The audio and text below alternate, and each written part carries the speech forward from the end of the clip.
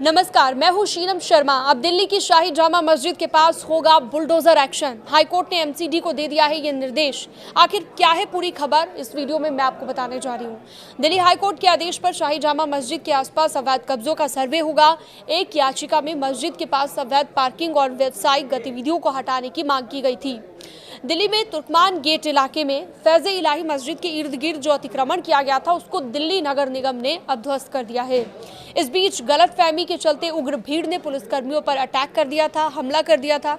हालांकि पुलिस के त्वरित एक्शन की वजह से स्थिति अभी सामान्य है और अब कयास ये लगाए जा रहे हैं कि दिल्ली के शाही जामा मस्जिद के पास कथित अवैध कब्जे पर भी बुलडोजर एक्शन हो सकता है।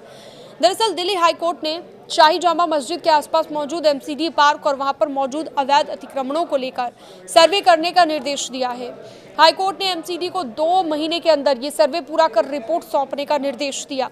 कोर्ट का आदेश है कि अगर कोई अवैध निर्माण पाया जाता है तो कानून के तहत उचित कार्रवाई की जाए। अब दिल्ली की शाही जामा मस्जिद के पास होगा बुलडोजर एक्शन। ये सवाल इसलिए उठ गया है क्योंकि ये निर्देश अब हाईकोर्ट ने एमसीडी को दे दिए हैं। दिल्ली में तुर्कमान गेट इलाके में फैज़े इलाही मस्जिद के इर्द गिर्द हुए अतिक्रमण को दिल्ली नगर निगम ने ध्वस्त कर दिया है और गलतफहमी के चलते यहां पर हमला भी किया गया था, जैसे कि हमने आपको बताया।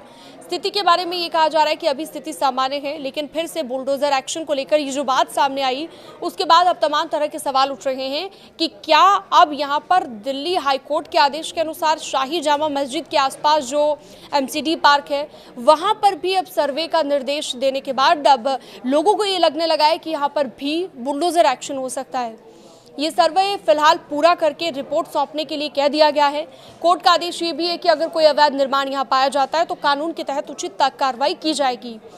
तो जामा मस्जिद के आसपास जो अवैध पार्किंग है उसको हटाने की भी मांग उठ रही है और बताया ये भी जा रहा है कि फरहत हसन नाम के एक व्यक्ति ने दिल्ली हाईकोर्ट में याचिका लगाई थी। याचिका में शाही जामा मस्जिद के गेट के आसपास अवैध पार्किंग का जिक्र किया गया और सार्वजनिक मार्ग से अवैध फेरी और व्यावसायिक प्रतिष्ठानों को भी हटाने के निर्देश दे दिए गए हैं। यानी कि कुल मिलाकर यहाँ पर जो व्यावसायिक गतिविधियां होती हैं उन पर तत्काल प्रभाव से रोक लगाने के निर्देश देते हुए ये मांग की गई है।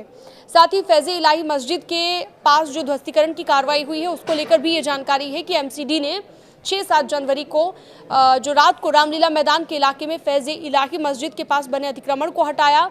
अब इसी तरह का एक्शन दूसरी जगह देखने को मिल सकता है। यहाँ पर अवैध कब्जे वाली ज़मीन पर बारात घर, डिस्पेंसरी बने थे जिन्हें देर रात ढा दिया गया था और इसको लेकर भी काफ़ी जो है लोगों की तरफ से रिएक्शन देखने को मिल रहे थे। और साथ ही साथ सवाल ये भी था यहाँ पर कि क्यों इतना जो है गुस्सा जताया जा रहा है, जबकि यहाँ पर कोई धार्मिक ढांचे को नुकसान नहीं पहुँचाया गया था।